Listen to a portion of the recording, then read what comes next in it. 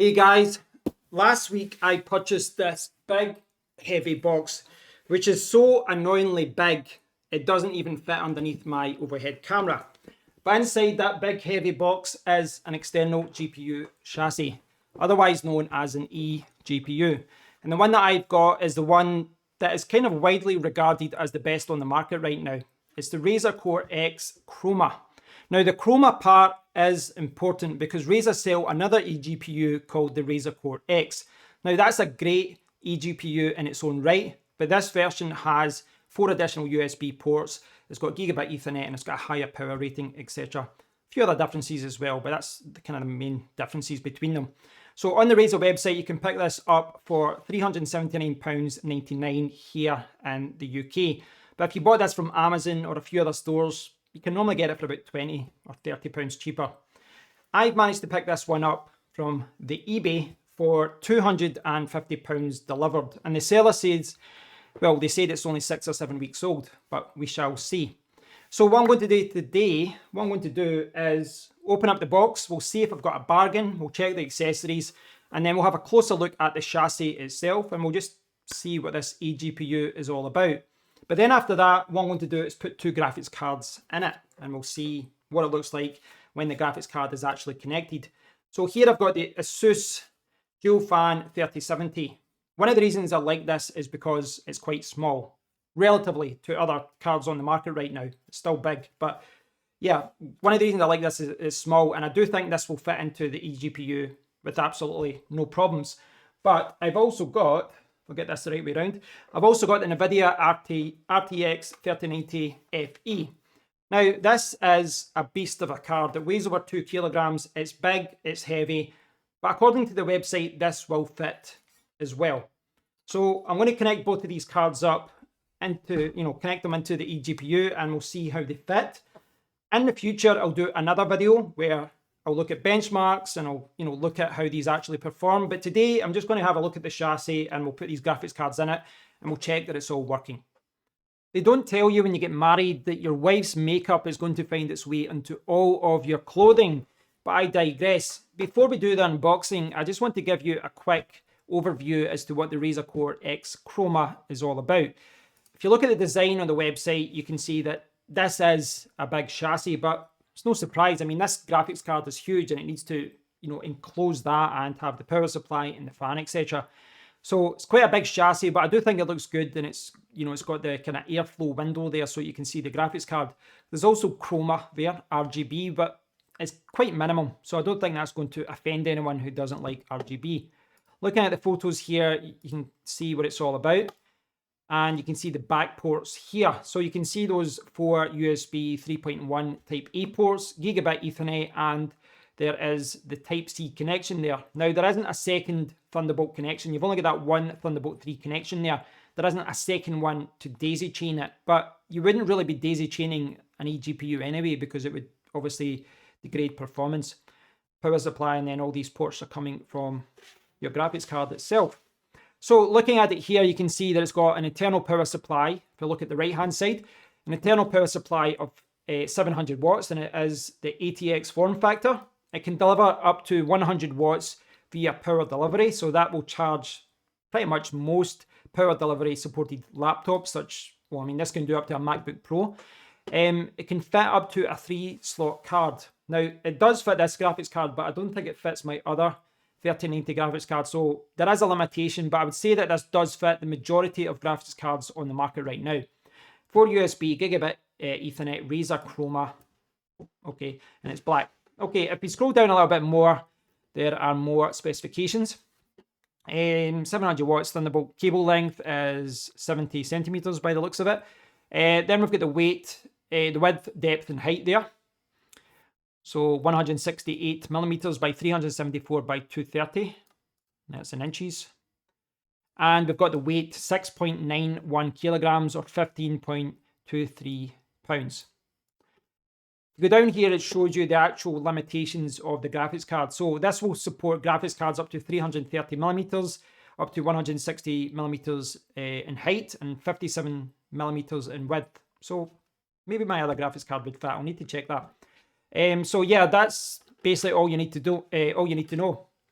And I've got the dimensions and all that here. I've looked at all these dimensions for my graphics card. They should fit.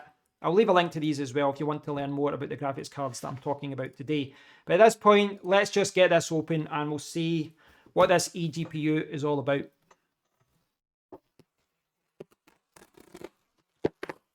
So the annoying black tape is off. So if I switch to my overhead camera here, you can see what's going on.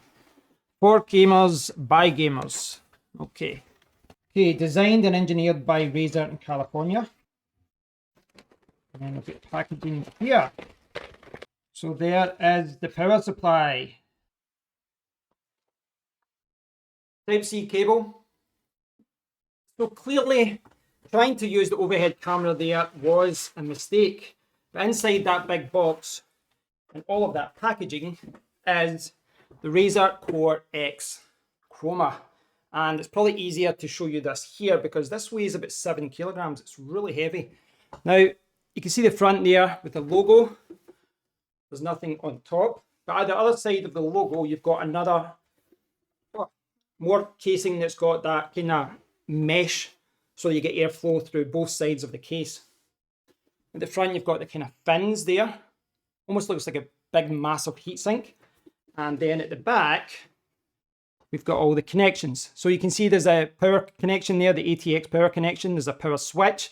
There's a Thunderbolt 3 Type-C connection, Gigabit Ethernet, and then 4 USB 3.1 Type-A connections. Now, what's maybe not apparent there is, see like here, there's a handle like that. And that's how you get it off. So, all you have to do,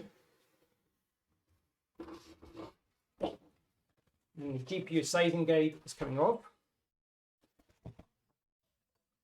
It comes off like that. And this is the chassis.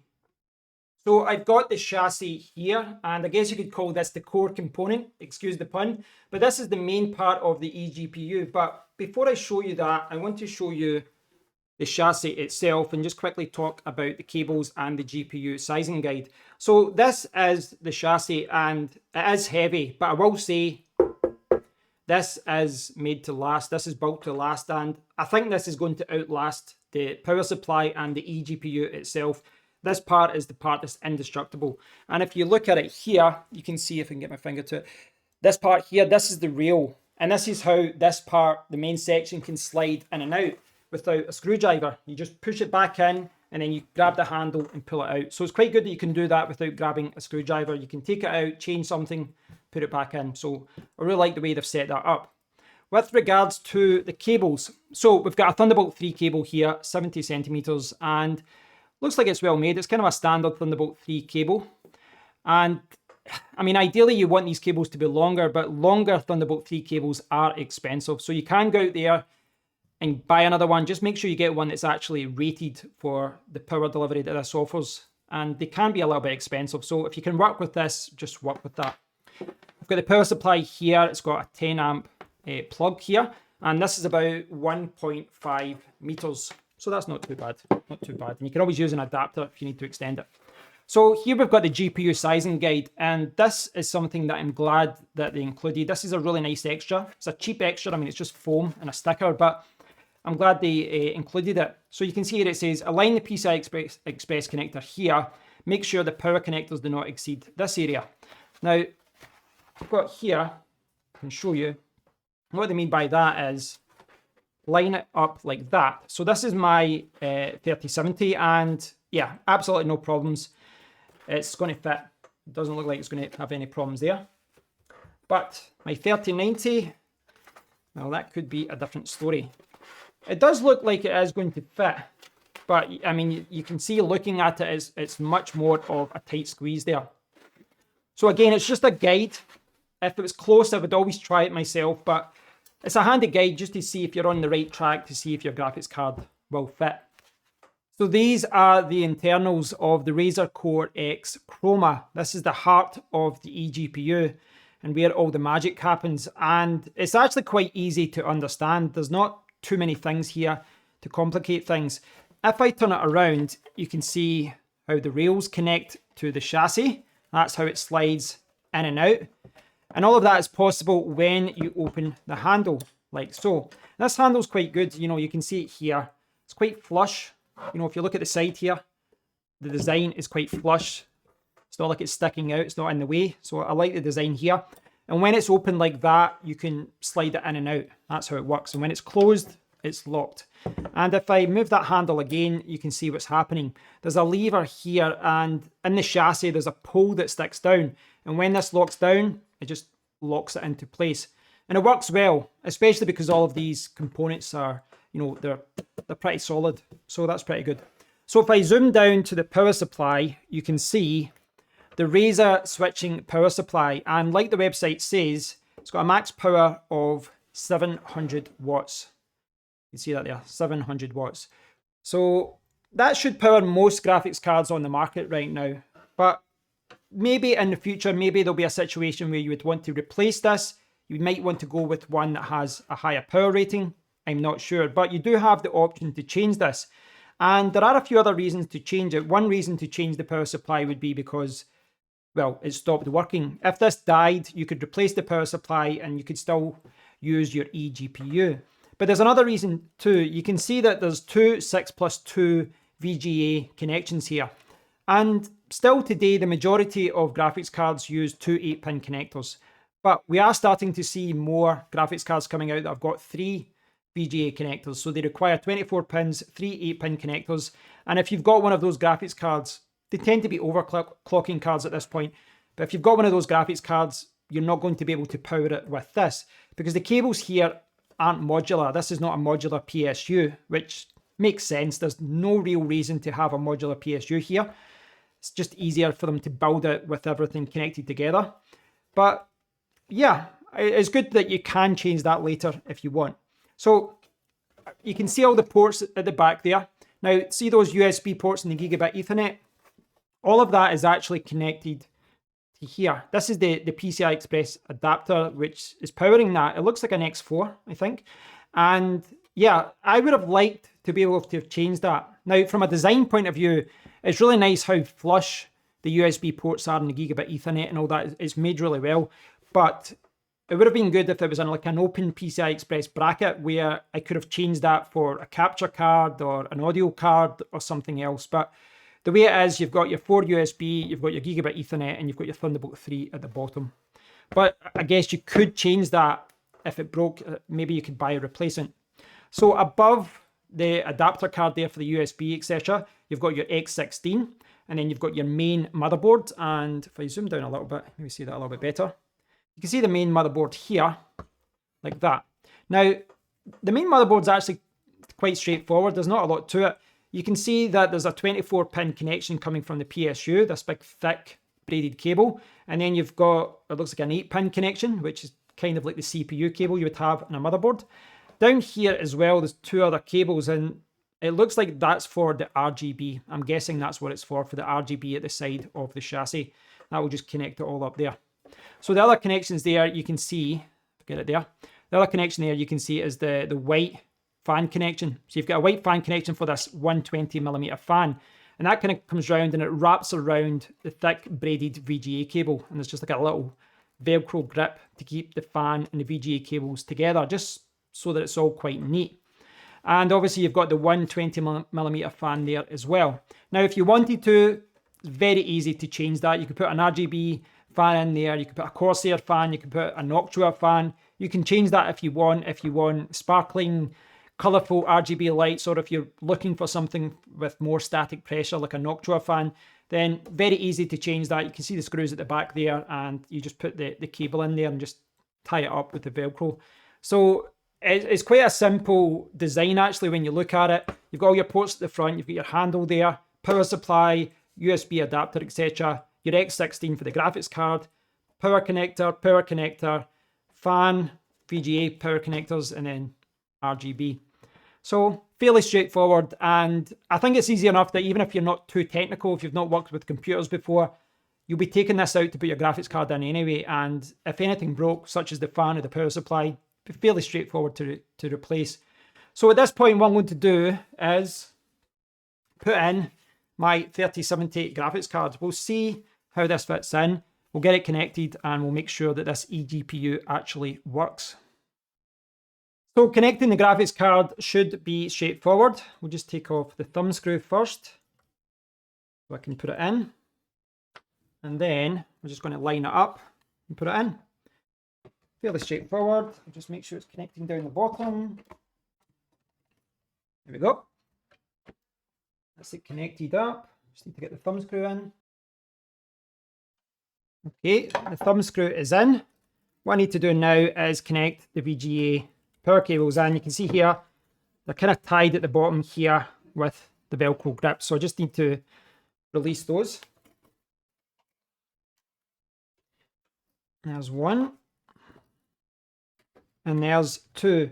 So there's another Velcro part down there that's tying it all together, which you can release if you feel that this is a little bit too tight, but I've tried to keep it concise, so I've left it in. Just like that. So as you saw there, that was painfully easy. It was probably the easiest graphics card installation I've ever done in my life. Just remove the thumb screw, put the graphics card in, put the thumb screw back in, slide it in, and you're good to go. And you can see I've got it sitting here. It's connected up to the power supply, and if I jump to this webcam here, you can see that it's sitting here. And I've got it sitting here because the Thunderbolt cable, as you saw, is quite short. So once you've actually powered it on and connected it to your laptop or to your computer, it probably is worth your time to check the Razer website for common questions and check the Razer manual as well, which is here. I just had a quick look at it there, but it is fairly straightforward. If I jump to this webcam, all you have to do is power it on, and then you will see the chroma coming on, and I can hear the fans spinning as well, which will probably be taken away a little bit because of I've got filters on and all that to remove electrical noise and different things. But once that's actually powered on, you've got the chroma there and that's all spinning away. You know, the fans are spinning away, sorry. All you have to do is then go back to your monitor or to your laptop and you'll see this. So you can see in the device manager here that it sees my 3090, but it doesn't see this 3070. And that's because I've not approved the device yet. And that's because you have to download the Thunderbolt software, which I already have because I've got a CalDigit hub. And then you need to approve the Razer Core X. Now, there's two Thunderbolt controllers in this. One is for the graphics card, one is for those USB ports. And actually, even if you don't have a graphics card in this, you can still use this to connect as a hub. Without a graphics card, you can still use this as a USB hub. But all I have to do here is click to always connect and then click OK. And that's it. And the device manager will refresh. So it should be no surprise what happened there. When I approved the Razer Core X Chroma and its USB ports, because there's two things to approve, when I approved it, my PC recognized the 3070, which is in here, and it started installing the basic drivers for that graphics card. And that's why now in the device manager, you can see Nvidia GeForce RTX 3070. And when it was installing that, OBS stopped recording. No surprises there. But you can see there's a triangle symbol there, and that's because I've not actually installed the proper drivers yet. I still need to go through into Nvidia GeForce Experience and then download the latest drivers there. Now, when I approved it, I also had this pop-up window come up, Razer Gaming Software. And there's two things here, Razer Snyapse and Razer Cortex. And Razer Cortex is not something I'm going to install. It says from optimizing your system's full potential to finding the best game prices, get more out of your experience. Yeah, I don't want to be blasted with ads. But Razer Snyapse is something I'll check out. Again, I'm not sure if I'll use this long term, but it's worth installing just to check it out. And this will give me more control over the eGPU. At the very least, it will help me change the colors, etc. So I can download that and see what that's all about.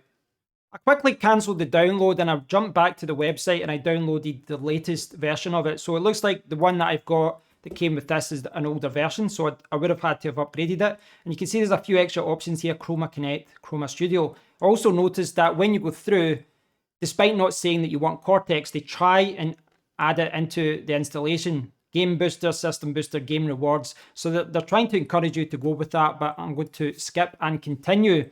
This is not software that I need on my computer. So I've installed the Razer Snyapse software and I've installed the Nvidia driver for the 3070. And if you look in the device manager now, you can see that everything is fine. Very, very easy. After I installed the graphics card driver, I restarted my PC because that's what you should do after you install a GPU driver. You should always restart. But I'm pointing that out because it had nothing to do with the eGPU. I didn't have to restart because of the eGPU. I had to restart because of the driver. But that was not the case a few years ago. Previous models of eGPUs a few years ago had this limitation where you had to connect your laptop or computer to the eGPU before switching on. They were not plug and play. And if you disconnected during a game or an activity or any kind of application, well, most of the time it crashed. And that's one of the reasons why I didn't buy an eGPU a couple of years ago. But it's not the case here. This is plug and play. You can sit with your laptop and you can browse the web and you can watch YouTube, and then when you want, just connect the Thunderbolt 3 cable and it will charge your laptop and you can play games. And then when you're finished, just disconnect. It just works like a USB device, just plug and play. Right, so if I jump back to my browser, I want to show you down here, Nvidia GPU activity. So you can see all these different applications which my 3090 is powering, but the 3070 is doing nothing just now. I've not assigned any applications, I've not assigned any games to the Chroma X as yet. So I've got two graphics cards connected and it's defaulting to the 3090 as usual. But that's good because it allows me to test the power draw of this unit. And right now, the fan's spinning, the power supply's on, and the graphics card is connected. But with this just sitting idle, not doing anything, it's drawing about 24 to 25 watts. Now, I wanted to test exactly whether that was coming from the USB or anything, where it was coming from. So just to double check, I went into the Thunderbolt software and I disconnected one and then I disconnected the other. And annoyingly, it doesn't say whether one controller is for USB or one controller is for the eGPU, but I disconnected both and I kept checking the power reading and it still sat at 24 to 25 watts. So it seems to be when nothing's going on, this is always 24 to 25 watts. Now, some of that will be because of the fan and some of it just because, well, the power supply's on and the power supply's got a fan. So it's probably the fan and the power supply, it's probably the fan here as well. Now, the fan here seems to run at a constant RPM, and that's why I think it's not available in the Razer software and it's not available in the Gigabyte software. I'm not sure if there's any way to address that. I don't think so. I mean, if it's a constant RPM, you're kind of stuck with it. But if you connected a PWM fan that you can control the speeds, then you should, in theory, be able to see that in your PC, and you should be able to control the fan. I think. I've not tested that myself yet, but hopefully. But at the moment, it does seem to run at a constant RPM, and that's where that 24 to 25 watts is coming from, the kind of fans in there. Now, that's important to note because if you've got a graphics card that draws, say, 200 watts, stick another 25 watts onto it. That's basically what this will draw. And then if you're connecting USB devices and then you're connecting a laptop, well, it's all going to add up. It's all going to add up. Okay, so I want to show you the Razer software here.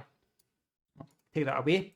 So this is it here. This is Razer Snyapse. And I'll say right off the bat, I don't think anyone actually needs to use it.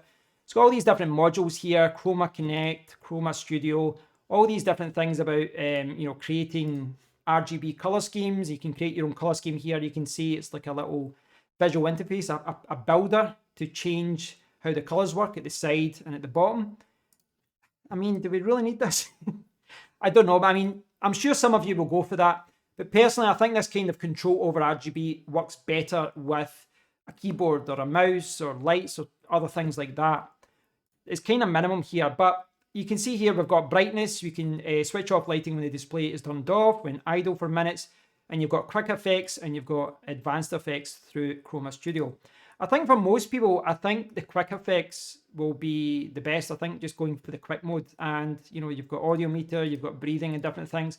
And if I switch down to my webcam, and I just hold it up like this, you can see what's going on. So I've got breathing, I've got audio meter, and starlight, and you can see the lights are changing down the bottom there. Static, and then there's wave. So a kind of minimal effects there. I think just because of how minimal it is, they're not doing a huge lot there. There's just a little bit of lighting down the bottom there. You can download this application and control the lighting. Obviously that's what you can use that software for. Personally, I would have preferred a fan that was PWM that I could have controlled the speed of rather than changing these lights. But it's good that you can turn the lights off, and you have to do it through that software. But for me, I'm probably going to just remove this application. It really does absolutely nothing for me. It doesn't let me control the fan. It just lets me say what the lights are doing. If I did anything, I'd probably just disable the lights. But at this point, what I'd like to do is take the graphics card out and connect my 3090 Founders Edition card. Let's see if this big boy will fit in. So removing a graphics card is just as easy as putting it in. As you know, we just have to slide it out, and then I just need to unscrew the thumb screw, like this. There we go. Once that's done, I'm going to disconnect the power connectors, like this. Like that. And then, that's it. That's all you have to do.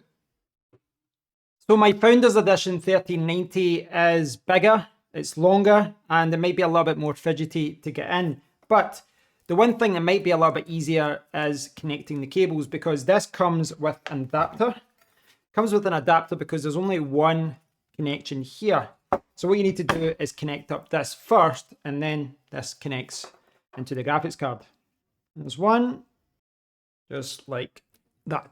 Okay, so we jump to the overhead camera. You can see how we got on here.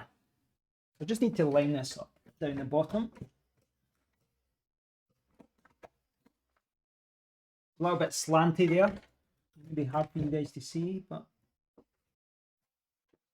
So I've been messing around with the RTX 3090 Founders Edition card for about 20 minutes or so, and it does fit. This big card does fit into the eGPU. It just doesn't fit well.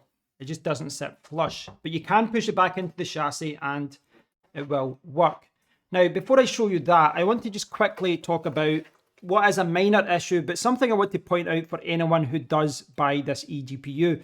You can see the USB and Ethernet adapter card here, and you can see that it's all taped up, but the USB ports are exposed, and that's obviously by design. You can see the back pins of the USB ports at the back there. Now, I'm pointing that out because if you've got a big graphics card like this and you're moving it around, there is a high chance you're going to do what I did and scrape it. I'm going to scrape a little bit of it there, which I know happens. I mean, this is what happens to most graphics cards at one point when you're working with PCs, but just be aware of that, you know, those pins are exposed and you could maybe scrape the side of your graphics card, which is maybe an issue if you plan on selling it on later. Now, I want to talk about the issue with the 3090. As I said, it does connect, but in theory, it should sit like this, and it should sit flush. Now, you can't really see that in the camera there, but it's sitting behind the rail.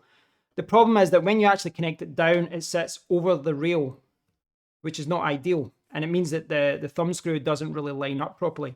So I can line it up. It's really easy to line it up. If I do it there we go. So it's actually quite easy to do. I didn't spend 20 minutes putting that in. I spent 20 minutes thinking, why am I not doing this right? But this seems to be the only way that you can actually do this. So you can see here that the screw kind of lines up a tiny bit, a little bit, but not perfect. Doesn't really line up perfect. And it's quite difficult to get that screw in. I mean, I could get the screw in there if I force it, but I mean, it's maybe better just to leave it. I'm not sure. But the other issue here is, if you look at the rail here, you see how that's kind of leaning over the rail? Not by much, but enough where it's kind of more in here. There's a lot of space here, but this part is all exposed over it. So it's not ideal because this brings it closer to the chassis, brings it closer to this case. But I can get it connected, and you know, this is what I need to do now once it's connected. So that's it all connected up. And like I said, it does fit. It's just not perfect the way that it kind of hangs over the rail. So I'm going to try this now, but the last time I tried this, I couldn't get it properly. Yeah, so that's not screwing in now.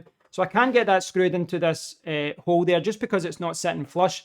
And it's really just down to the size of the card here. It really is. I suspect, I mean, I'm just guessing at this point, but I suspect that if you're going to be using this with a big graphics card, you know, I'm talking big 3080s, big 3090s, I suspect that you're going to run into a similar issue. There we go. I did exactly what you're not supposed to do, and I closed it with that handle closed there.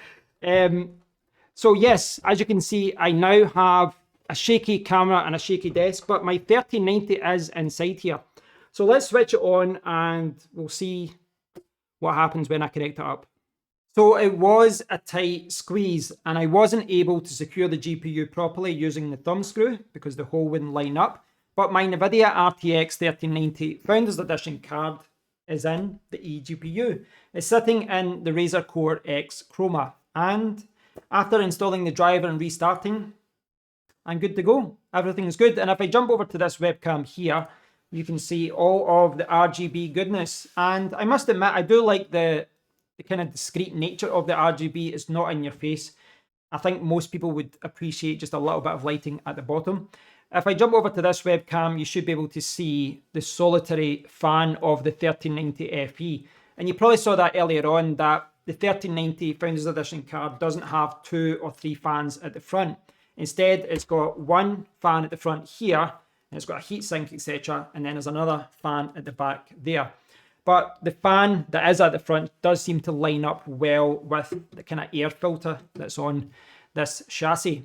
Now, I've run into, it's not a problem, but a kind of bizarre thing that I can't show you my display like I did before. And if I try to do it now, you'll just see a black screen. Now, it's a little bit strange, but I think it's related to the fact that OBS is using both graphics cards. Now, if I show you this window, you can see that the 3090 is there for both of them in the device manager. That's all good.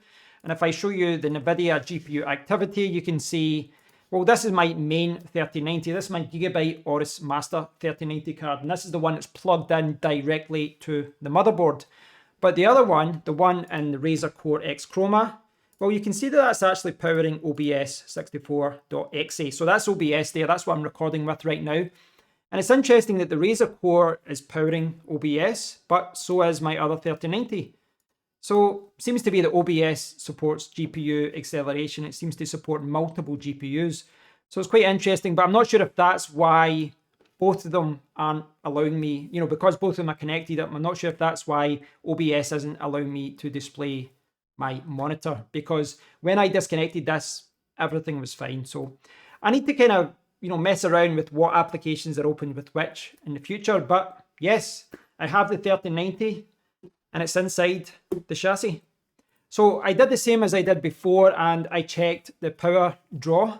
And again, it seems to be 24, 25 watts. Sometimes it jumped up to 26 watts, but yeah, sitting idle, not doing anything, 25 watts. When I open OBS, when I play a game, when I do something else, obviously that power draw is going to increase. But when this is sitting doing nothing, it's still only doing 25 watts. So that seems to be the base power level, 25 watts.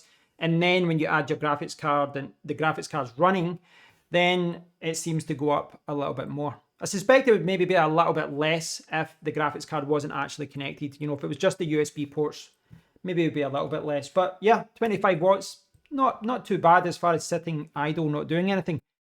I hope you've all enjoyed this look at the Razer Core X Chroma eGPU. If you'd like to know more about this, please refer to the official website, which I will link down below, alongside all of the other pages which I've referenced today. The official website will tell you specifications and features, but please pay attention to the dimensions as well to ensure that your graphics card will actually fit in there. But by this point, you should have a general understanding as to what this is about. It's big, it's heavy, but it does look good. But it is the kind of thing that you can maybe put at the side of your desk, or maybe just under your desk out the way. But it does look good, in my opinion, and I have been impressed by the build quality. I think the internals are very easy to work with. You can change the fan if you want. You could change the power supply as well, but I suspect 95, 99% of people won't do either. But it's good that you can change these things. It's also important to remember that, yes, this can host your graphics card and give you so much more graphical power, rendering, gaming and all that, but it's still a Thunderbolt 3 hub as well. I mean, I paid about £250 for my Thunderbolt 3 hub alone, and this can, obviously it can host a graphics card as well. and it's got the gigabit Ethernet, and it's got 4 USB 3.1 type A ports as well. So it's quite a flexible solution as far as connecting to your monitor, connecting to different devices. So I like the idea of using this upstairs or even downstairs in a different kind of setup. So in a future video or multiple videos, I'll explore this device again, and I'll look at benchmarks, I'll look at performance, and I'll give you a better overview as to what I think about this from a performance point of view, because at this point, I do like the build quality. I've been impressed with what I've seen so far, but I do have to test it and play around with it and see what it's like on a day-to-day basis. What I will say though, and this is something I will delve deeper in the future, but what I will say is that I don't think there's ever been a better time to buy an eGPU. Like I was saying earlier on with regards to plug and play, a few years ago, eGPUs did not support plug and play and they only had one Thunderbolt controller, but the new eGPUs have 2 Thunderbolt controllers. There's no performance drop when you connect USB devices. You can plug and play, plug it into your computer, take it out, put it into your laptop, absolutely no problems. And the other thing is, you don't have to connect it to a PC, you can connect it to a laptop. And now, compared to a couple of years ago, most laptops, certainly in the kind of mid to higher end, they're all coming out with Thunderbolt 3 connections, at least one. So it allows you to connect an eGPU easily, and most of them are now supporting power delivery as well. So you can plug your laptop in, you can charge it up using this at the same time, and you can play games, you can do whatever you want to do. And if you're crazy and you don't have your graphics card, which maybe isn't that crazy because of the market right now, but if you buy this and you don't have a graphics card yet, you could always stick in a capture card, an audio card, a USB card, anything. You could really just use this as a big PCI Express chassis if you want, but I don't think many people would do that. So thanks for watching, guys. I hope you've enjoyed this look at the Razer Core X Chroma. I hope you understand how easy it is to install it and use it. But in the future, I'll delve a little bit deeper and we'll explore what this is really all about. Thanks for watching, guys, and until next time, take care.